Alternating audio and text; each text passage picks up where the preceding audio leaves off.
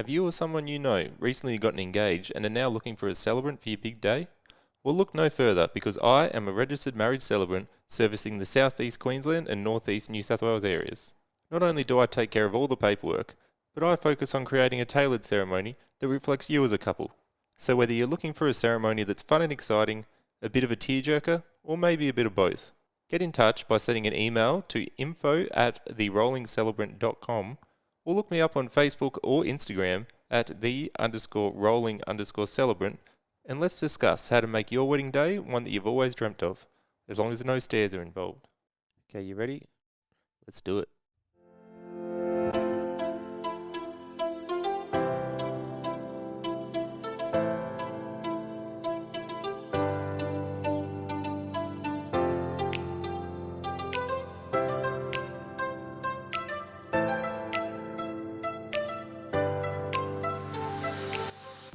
You're listening to Chats from a Chair, with me, Nick Dempsey, coming to you from my wheelchair. I speak with people who have a great story to tell, portraying the human potential, often in the face of adversity. Check out the Instagram page at chatsfromachair_podcast and let me know who you think I should have on and have a chat with. Also, don't forget to hit follow on whatever platform you're listening to this. But for now, sit back and enjoy this episode.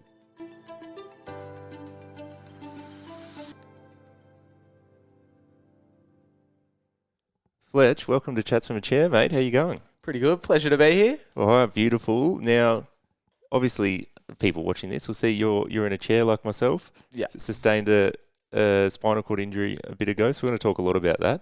But your life before that, what were you doing? What kind of things? What kind of life were you living before your disability?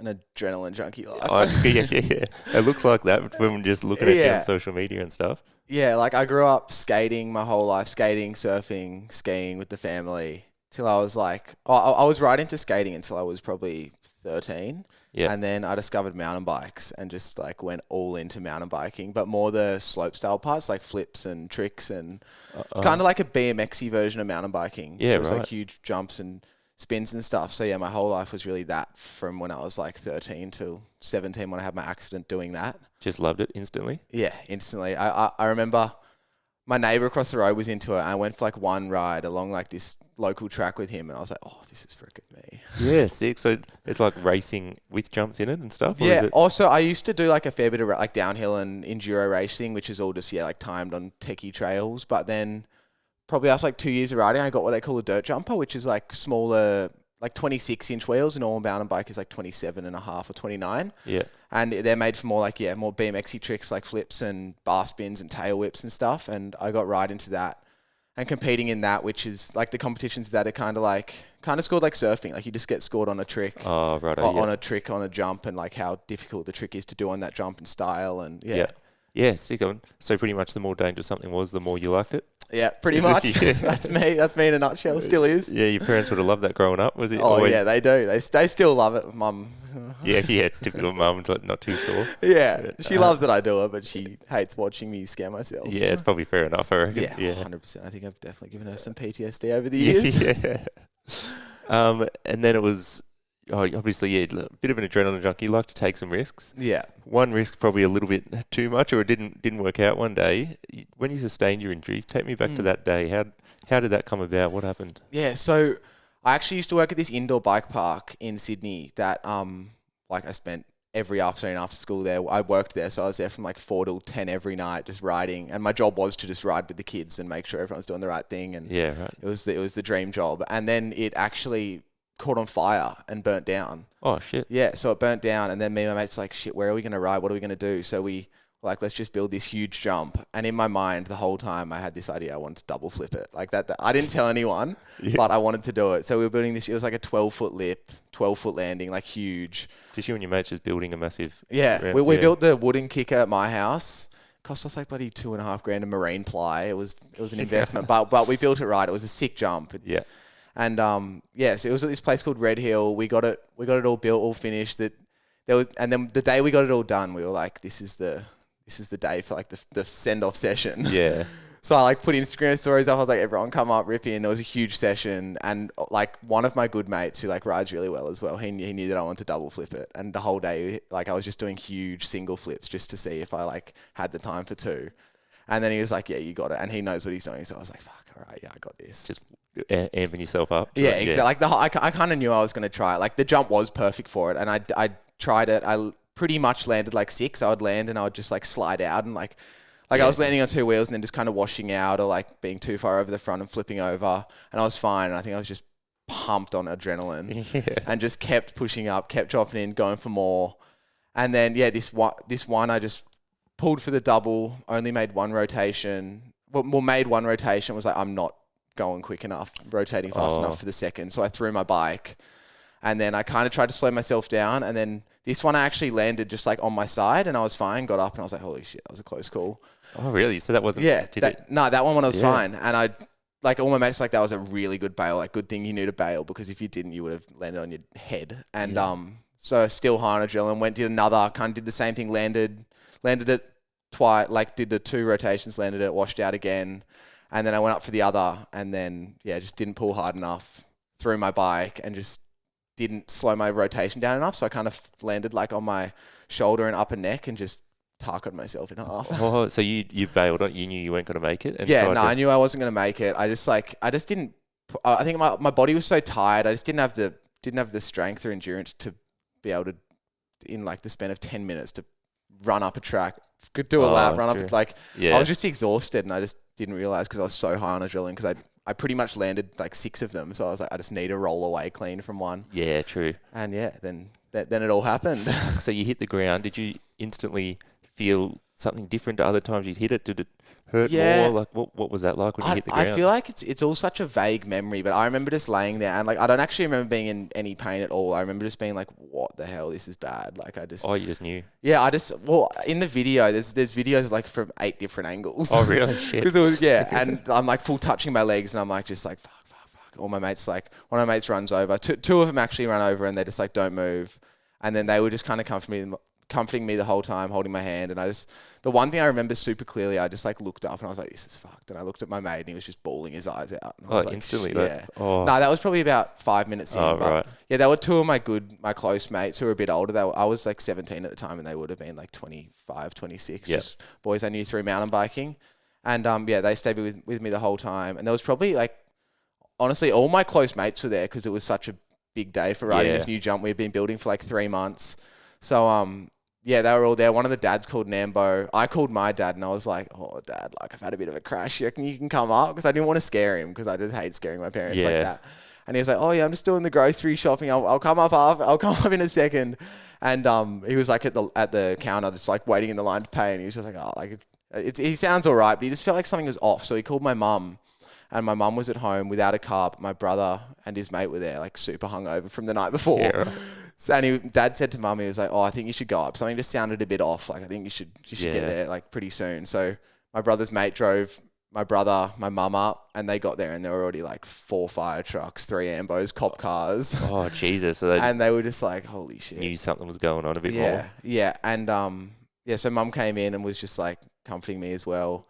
And then Dad showed up probably 10 minutes later and he has a bit of a different, like he's a pretty emotional guy. Right. So he was kind of stressing out the whole time. Mum was there like comforting me, which everyone has their different takes on a situation like that. But Hectic. When you were laying there, you felt your legs and you couldn't feel them? Yeah, I couldn't feel them. I was just touching my legs and I was like, what is going on? And then I remember I pissed myself. I don't know if you know, but when you have a spinal cord injury, your bladder I don't even know if it happens to everyone. But, I don't know. Yeah. But I was in a pool, so that's lucky. Yeah. I pissed myself and I was like, oh shit, like I kind of realized it and I was like, this is really bad. That's when I feel like I remember something weird, something different. Yeah, exactly. Mm. Yeah, right. So you're laying there, your friends and sort of freaking out. Everyone's realizing it's something a little bit worse. Yeah. Did you, like, being in mountain bike space, do you know about spinal cord injuries and that sort of thing and knew it's a possibility? Is that going through your head? Yeah, because I was a coach. Like I used to coach at the place where I used to work indoors. Like we had to do heaps of first aid courses. My 2 mates who were there, they've probably done like fucking 5, 6 first aid courses. And I was like, can we take my helmet off? So I had a big full face helmet on. And they were like, nah, we're not taking your helmet off. Yeah, don't touch anything. Yeah, that like they knew they didn't move me at all. Like left me in the exact position I was in and just comforted me, and they knew not to touch me at all. And then, the ambos came and kind of took it from there. So you were 17 when that happened? Yeah. It was the day before my English exams, like my final year 11 English exam. A lot to get out of it. Yeah, every single run I was dropping in, I was like, doesn't matter if I crash, I got an English test tomorrow that I'm not ready for. So I crashed. I'm laying on the ground. And I was just actually talking shit to my mates the whole time. I was like, I got an English test. It doesn't matter. It doesn't matter. And they were like, this is serious. And I was just taking the piss the whole time because I think, I don't know, adrenaline was just my way of coping at the time, I guess. See, kids, when you don't study, this is what happens. Yeah, exactly. Exactly. So that was about 2 years ago? Is that what it is? Yeah, September 2023. So 26 months or something. Yeah, just over 2 years. Yeah, right. So what level are you as well? I'm T8, 9. T8. Yeah, so fairly low. Yeah, fairly low. So, and there's footage of it as well. Have you watched that footage back? Yeah, I didn't watch it. Mum and Dad were like, don't watch it. Don't watch it. And then I don't know. I feel like I was kind of ready. I feel like I had such a weird way of taking it. I guess I kind of just copped it on the chin. I remember there was one day in ICU when I was just like, one night when I was up all night, just squeezing Dad's hand, screaming, just pissed off at the world. Yeah, right. And then I feel like that was my one moment. And then I kind of just, after that I was just like, all right, what now? And I probably watched the video maybe 4 weeks in, and I was just like, I kind of knew what happened. I kind of knew what to expect while watching it, and it honestly didn't really faze me that much. It didn't at all. No. Yeah, right. So it didn't affect you at all watching that back. You kind of knew. I think at the time, I feel like it's important. Like it'd be a lie if I said it didn't affect me at all. But I watched it like 3 or 4 times in a row, analyzing it like fine. But I think deep down it was like, oh shit, like. But now I've watched it hundreds of times. I made a movie with it in it, so I was editing it over and over again, and it's pretty numb to me now. Have you had conversations with your mates and that were there that day about it? And yeah, has it affected them, or are they? Yeah, I know one of my really, really close mates. Mum always says she has this image of his face just stuck in her brain. Like she just got there and he just looked absolutely like traumatized. And I don't really remember much, but yeah, that was her take on it. And then I've spoken to heaps of my other mates from the day.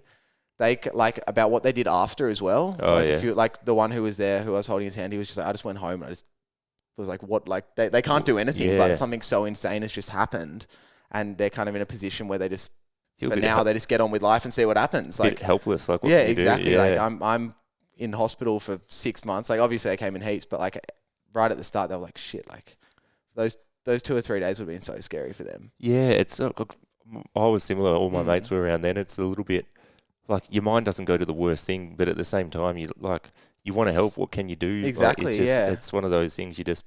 You're there, but then again they witness it and they take that on as well, and it's stuck with them too. So exactly. It's like, tough for everyone involved. Yeah, for sure. I almost feel like it's like I know where I'm at with it. They like at the time they had no idea. They're just like, it's sometimes easier to deal with in yourself, isn't it? Exactly, 100%. I always say it with my family too. Like I know that I'm just getting along with life now. Mum and Dad are always like, "You're all right." And I'm like, "Yeah."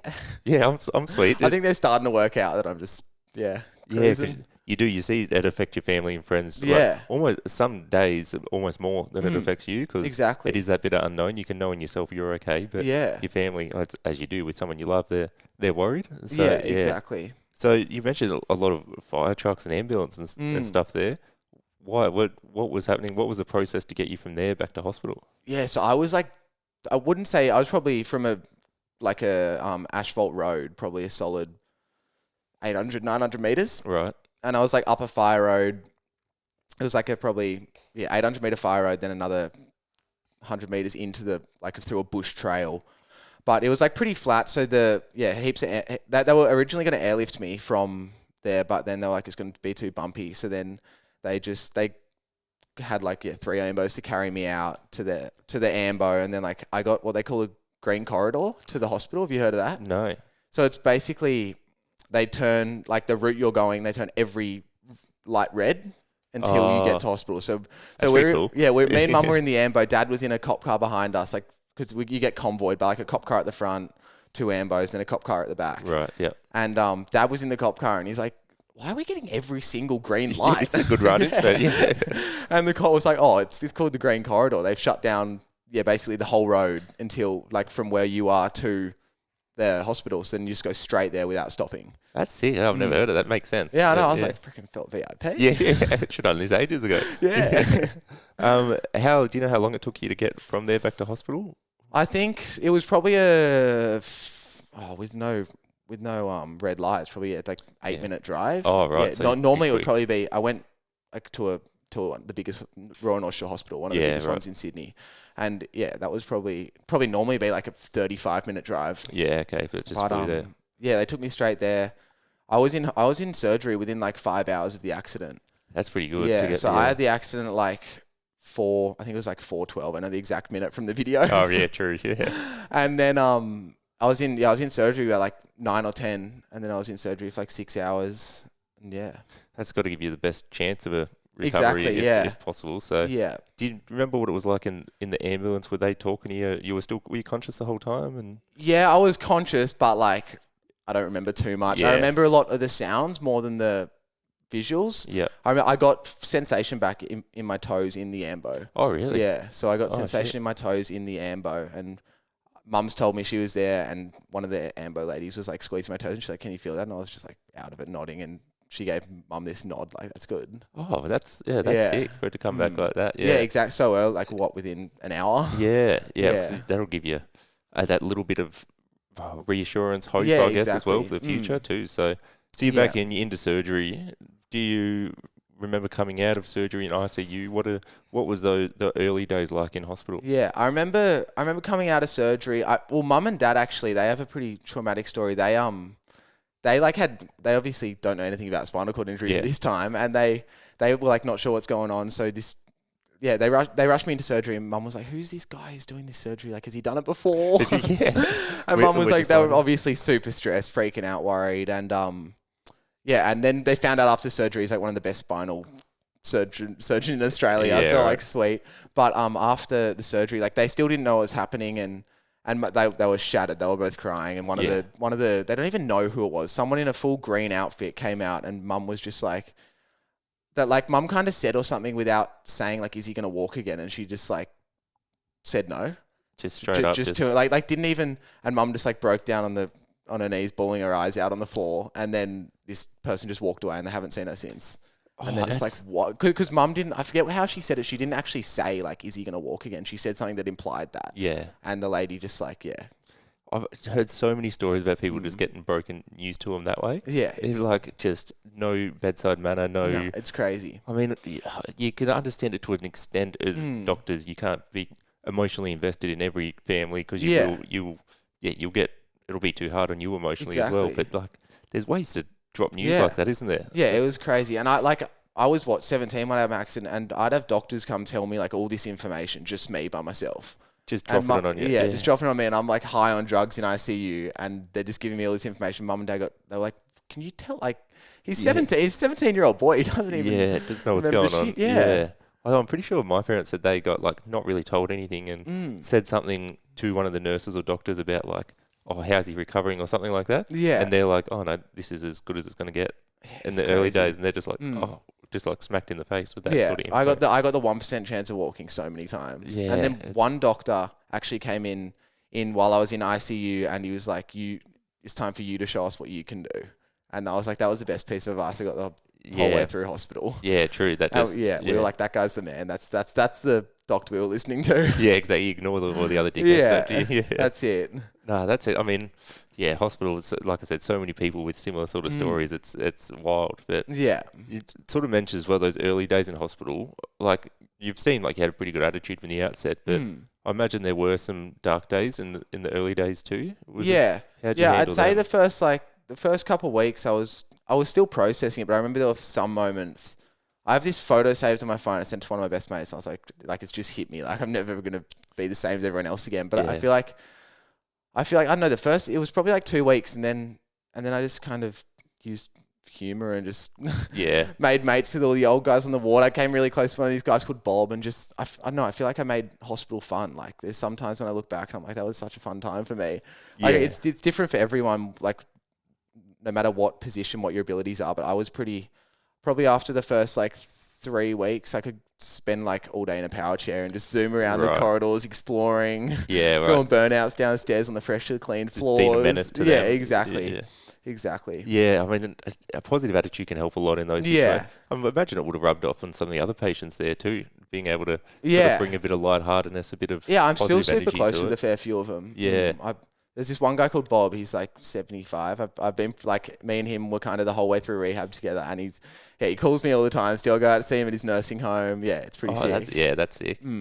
Tough times in the early days. Did you have, I mean, in those first couple of weeks, a way to deal with that, or did you just sort of just sit with it in yourself and just one day just accepted it? Yeah, I don't know. I honestly feel like I just like never took it as like, I guess I took it as a setback, but I kind of just realized what happened, and I feel like I'm not the kind of person. I have ADHD, and I feel like that's almost a savior for me in a situation like this. Got distracted with something else. I'm always just like, what's next? What's next? And I started making like just posting it because I had a fair few followers and just through the mountain bike industry and stuff. Yep. So I just started doing weekly posts, and I feel like I kind of used my social media a lot to like look back, and I could see how far I've come. Even if it wasn't far, but like just even sitting on a plinth and just like balancing for me.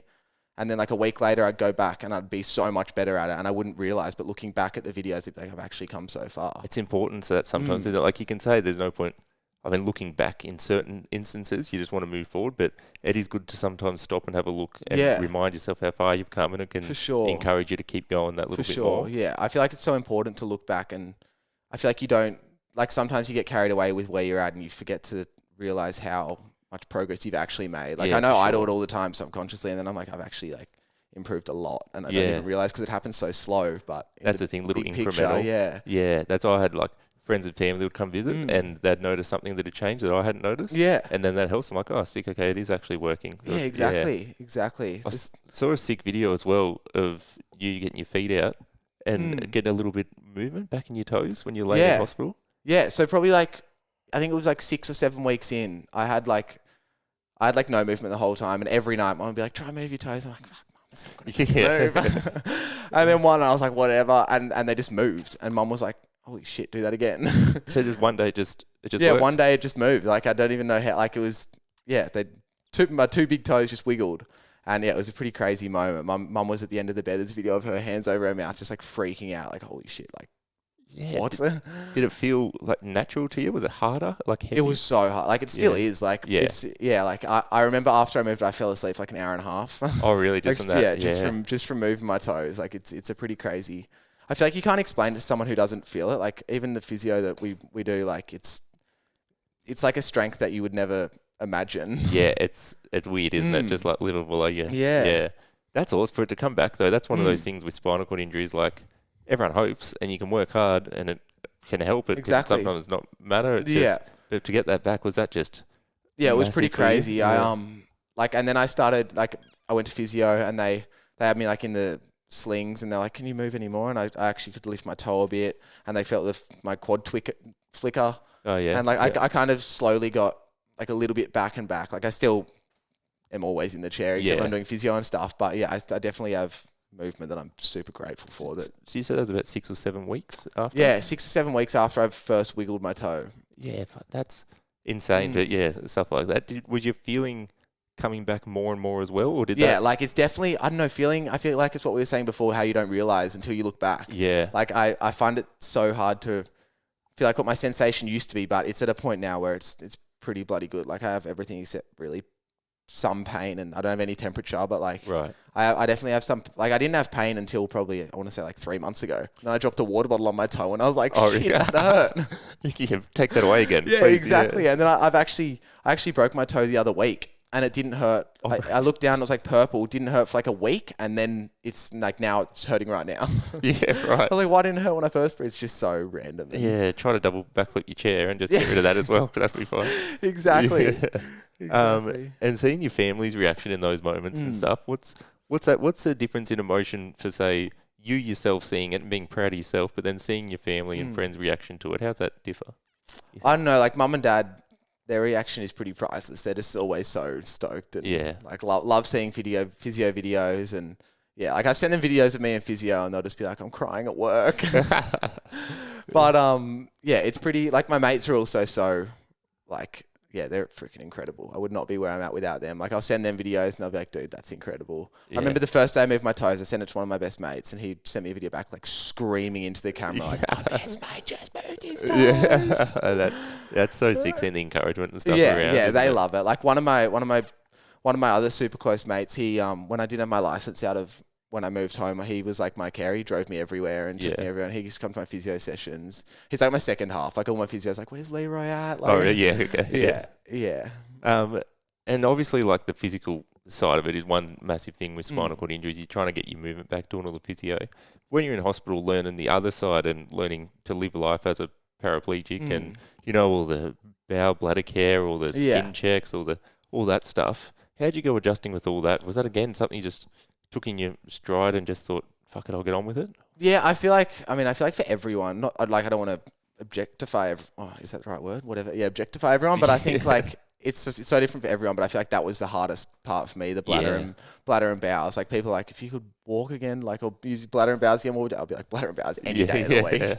Like my bladder at the start, probably for the first 6-7 months was just, I'd piss myself every single day. I had real bad bladder stones, so just spasm, and it was just a nightmare. Go to put a catheter in, I'd just be hitting these rocks, and it was just, it just sucked. But I don't know. I feel like my bowels are like, I trust them super well, so I'm so grateful for that, because that'd freaking feel like take a huge toll on me. Yeah, it's just that it's emotional toll as much as anything else. Yeah, too, exactly. Isn't it? It's just confidence. Like it's pretty hard, but I feel like when I was in hospital, I guess I just, like everything else, I almost didn't realize, looking back, I don't even know how I was just like chill with it. But like, I don't know, I feel like I just didn't realize how big of a deal it would be almost, but I did at the same time. I just was kind of like, all right, this is what I'm doing.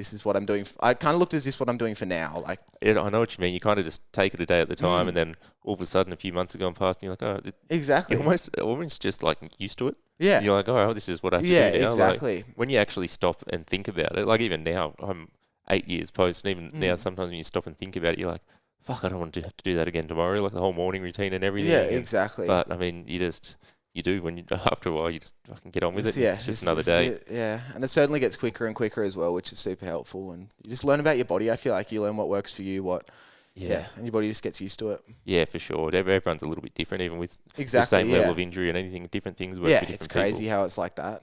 What about returning from hospital? How long were you in hospital for before getting out? I was in hospital for 6 months. So I was in the spinal ward for like a week, and then the spinal ward at Royal North Shore I was in ICU for a week, and then at the spinal ward at North Shore for like 3 months, and then Royal Rehab for 3 months. Yep. And then I came home like a week before my 18th birthday, and basically I went to school the next day. Oh, really? So I came home, I don't know, I feel like going to school actually was like a blessing in disguise. Like it gave me something to do when I got home. It forced all my mates to see me and be with me, and like realize, it's just Fletch still. Yeah, it's still the same. So I feel like, I was actually super... At the time, I was actually looking so forward to going back to school. Yeah, right. I know I was always a bit of a pain in the ass to the teachers, and my mates just like use this even more. And yeah, exactly. Yeah, just use it as a social. Yeah, exactly. Did you have to do that English test, or you got out of that one? I got out of it. Nice. Got out of every single English. Did you? Yeah, that's good. Well, that's one thing I was going to ask. Like returning home, obviously there's a physical side of it, and some adaptations have to be made around the house and whatnot, that kind of thing.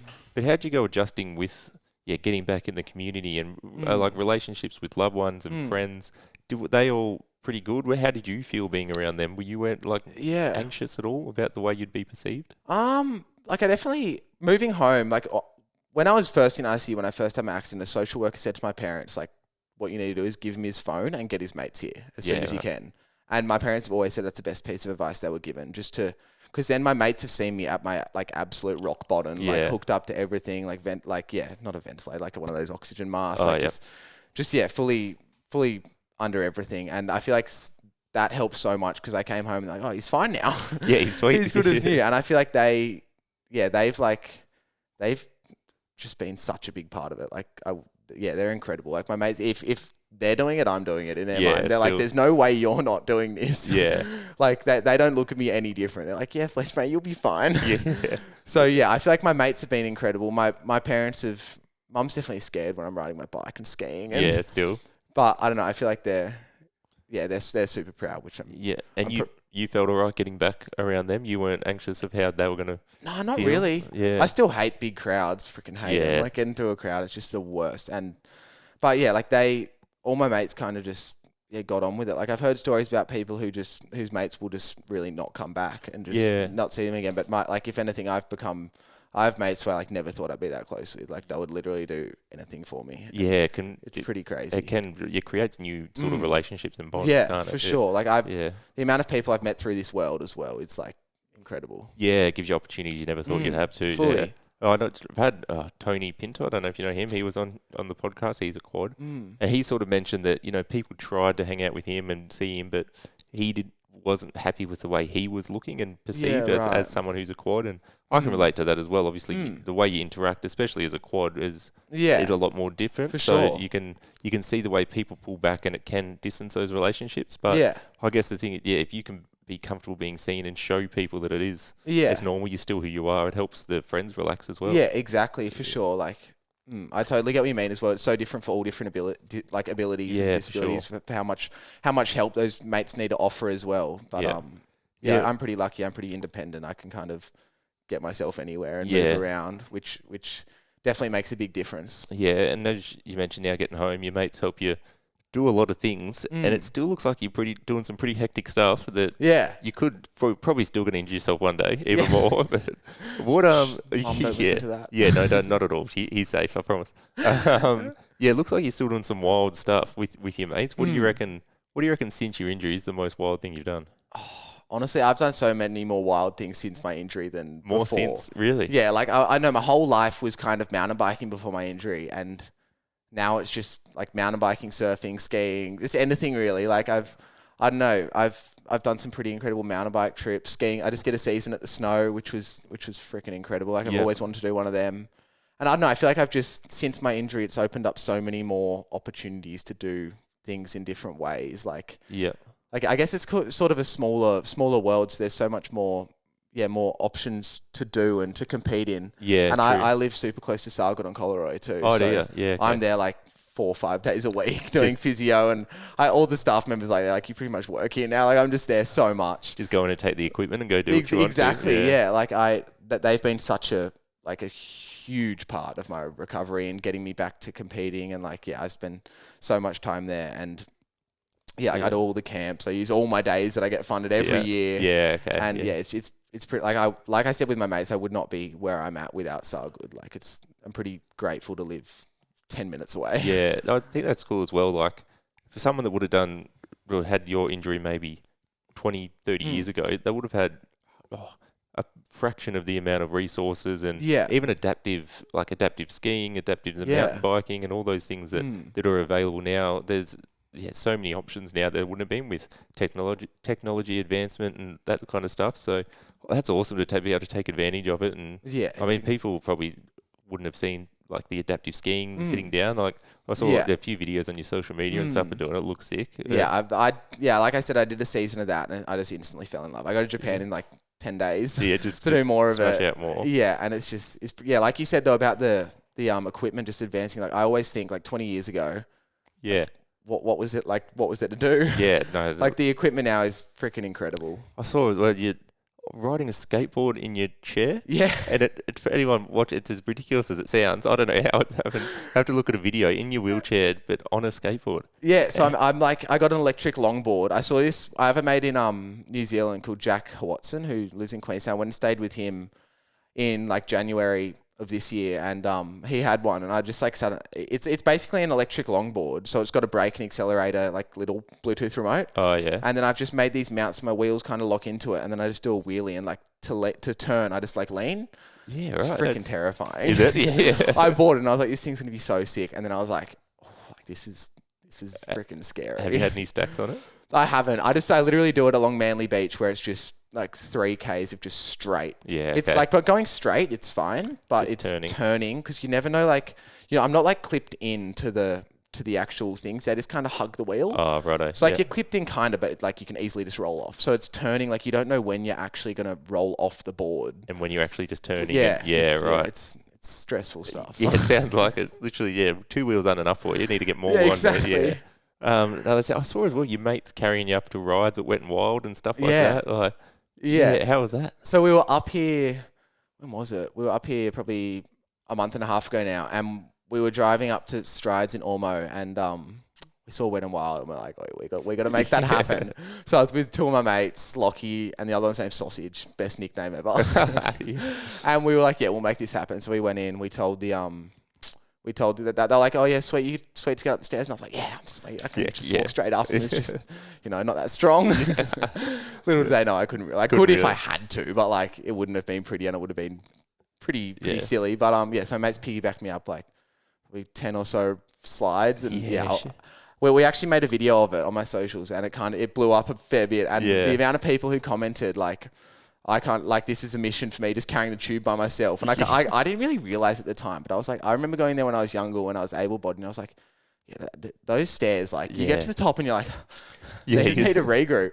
So, You bought your mates a beer after that, did you? Yeah, I got them. Beers were on me that night. Yeah, fair enough too. No, that's it. Like, that's support though, like you said, just from mates. That's what I mean. To do stuff like that. It's incredible. One of the mate who I was actually there with, Lockie, he actually works at Sargood too. I went to school with him.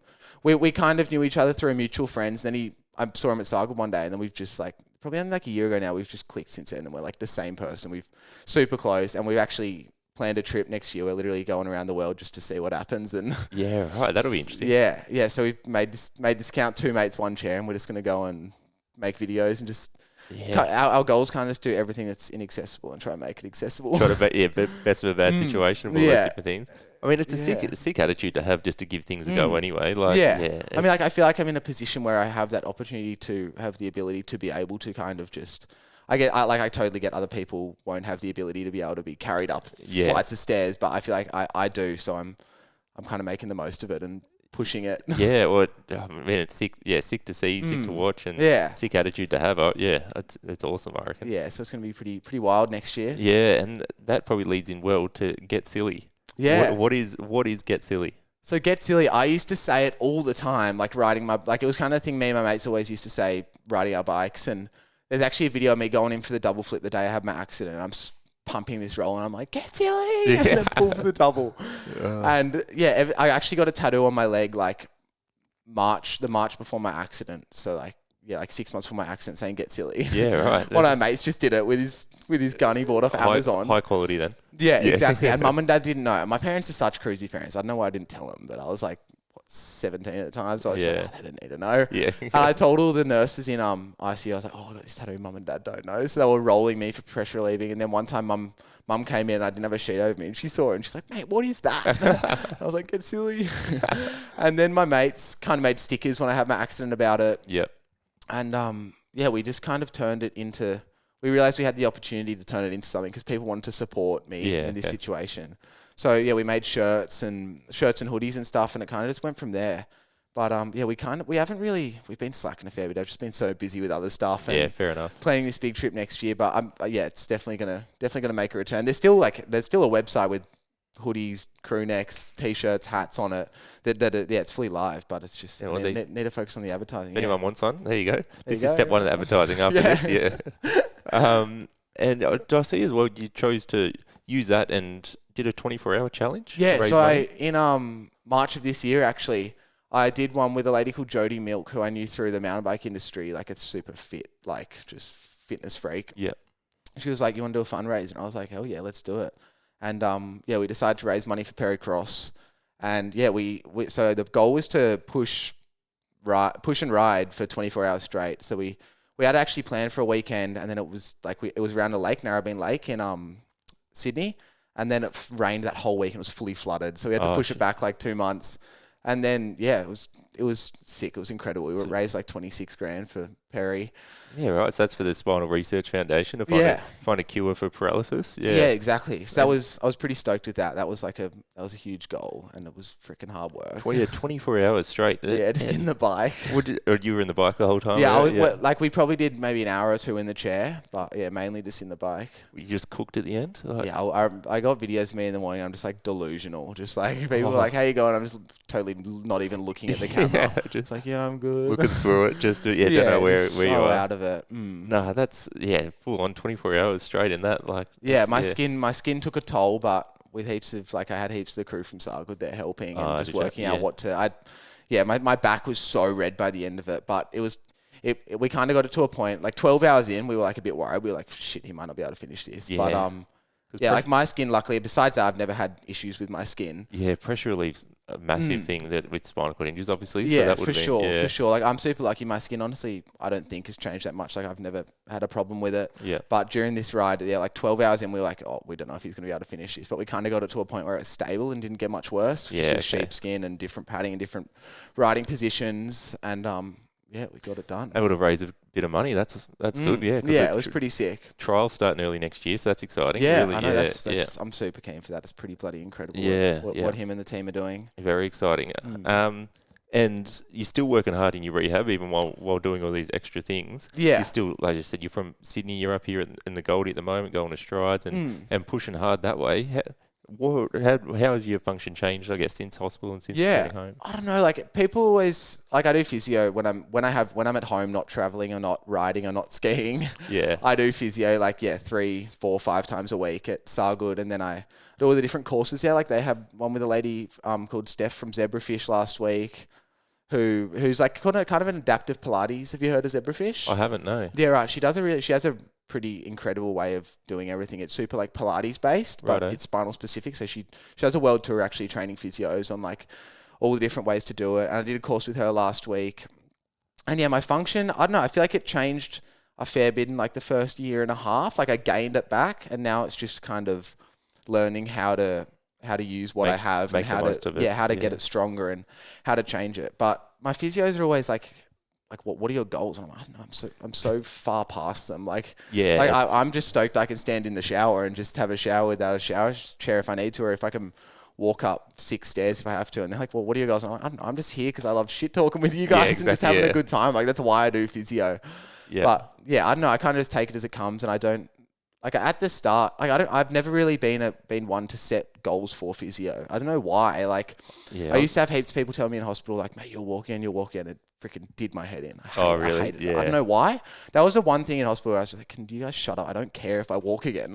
True. I genuinely didn't care. I was kind of just like, sweet, I'm here now. Let's see what happens. And I guess I just took it as it came and slowly set small goals in a way. At the moment, I'm kind of I can walk with 2 crutches, kind of walking with 1, which is a bloody mission. But yeah. So you got enough movement and feeling through your legs to sort of with crutches you can take a walk for a fair bit? I could walk. I did a walk test the other day at Strides actually, and I did 95 meters in 6 minutes. Okay. So this is at the end of these 6 minutes, I am freaking wrecked. Yeah. There's trails of sweat on the floor. Yeah, It's not practical walking. It's more just flying to Japan next week. I won't need an aisle chair. I can just hold onto the things and kind of hobble down the aisle and little things like that, which I'm so grateful for because all those little things add up and just make such a difference, make everything so much easier. Yeah, even I guess one less thing to travel with as well. If you can stand in the shower, not a commode and that sort of thing. Good. Yeah. Yeah, those little things are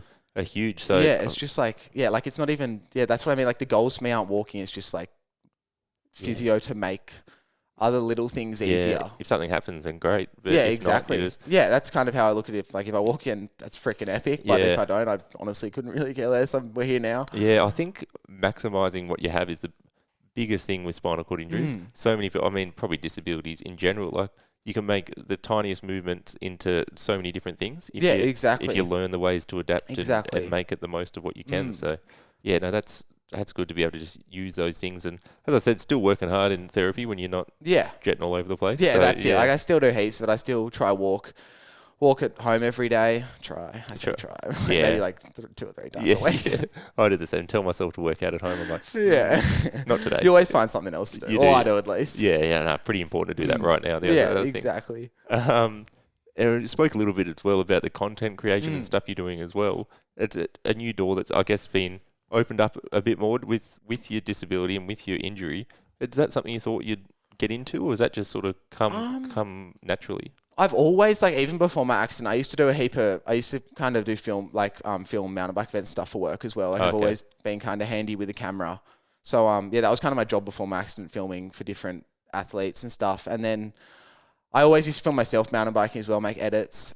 And then, I documented my whole rehab until probably want to say only like 2 months ago, I kind of changed the style up because me and Lockie have this huge plan of traveling next year.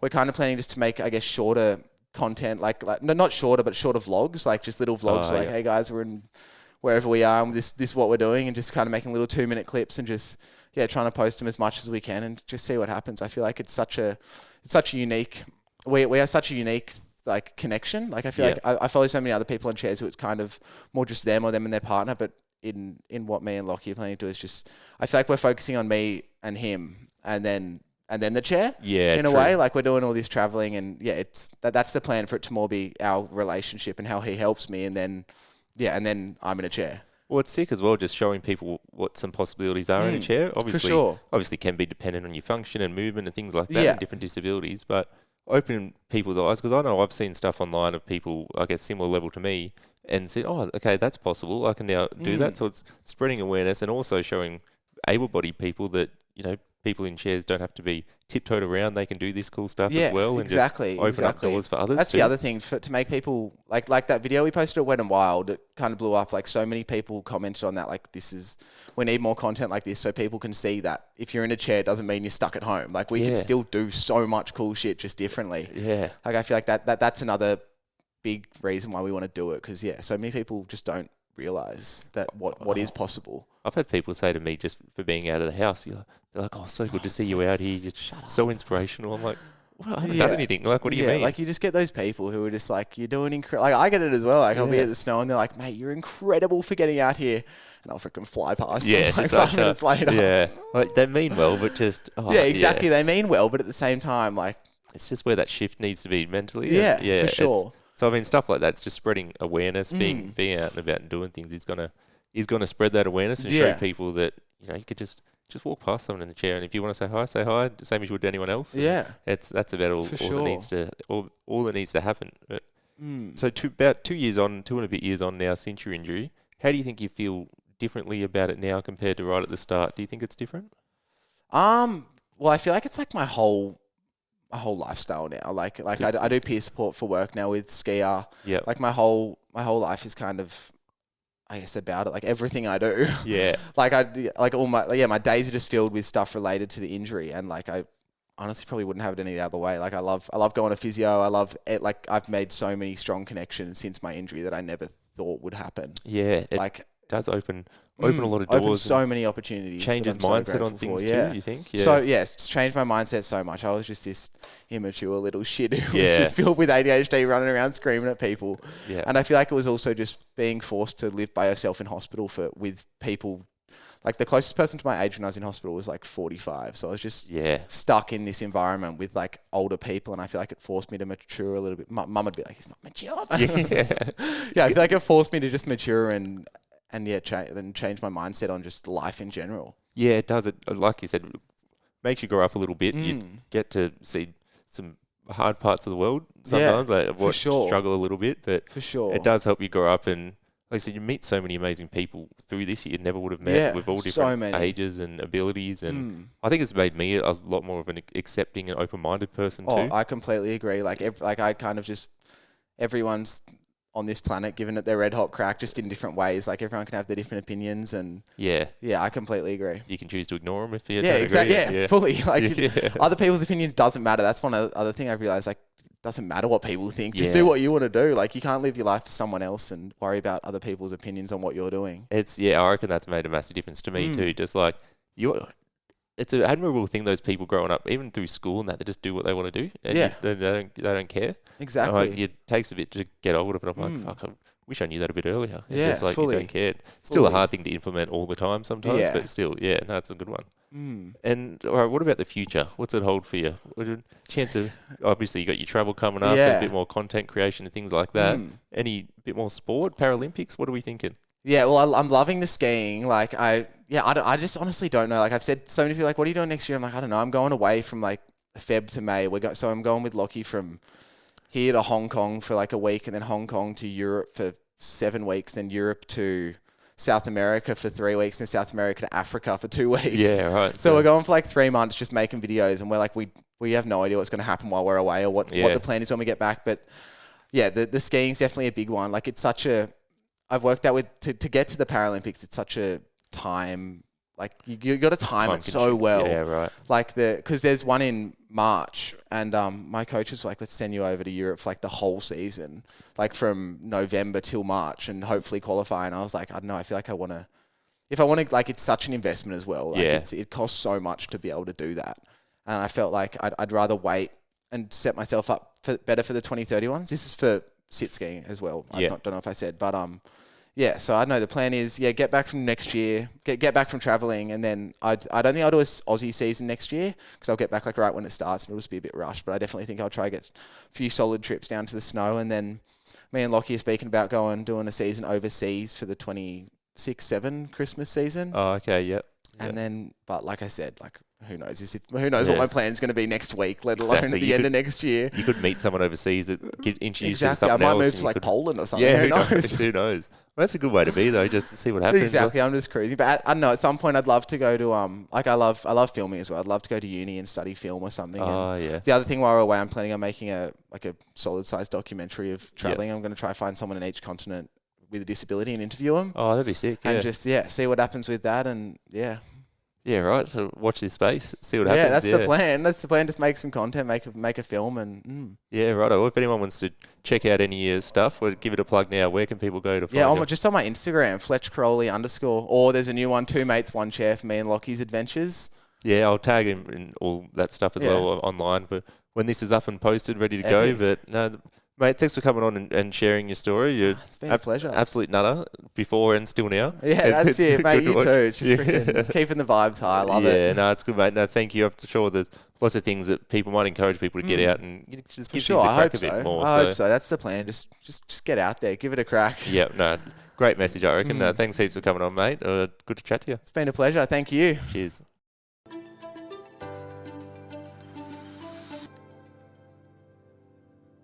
Well, there we go. Massive thanks to Fletch for coming in and having a chat about all things to do with his disability and his injury. It's pretty hectic story that he's just taken on the chin and, as he said, so positive from the outset, really, and just got on with life and adapting to what he can and can't do and just getting on with it, really. But, I mean, I think it probably came across in that conversation just what kind of character he is. He's high energy, very likeable, very give-it-a-go kind of bloke, and adrenaline junkie, as he said himself before his injury, and even still now. I'd definitely recommend going and checking out his social media. There's some awesome videos on there of him doing all kind of cool stuff on the skateboard, on the adaptive ski and adaptive mountain bike. It's really interesting to watch and keen to keep an eye on that holiday him and his mate are going on. So massive thanks to him for coming in and sharing his perspective on things now, living life with a disability, and just the way he said, he has what he has now. He just wants to make the most of it and do what he can. He's not looking back, just looking forward and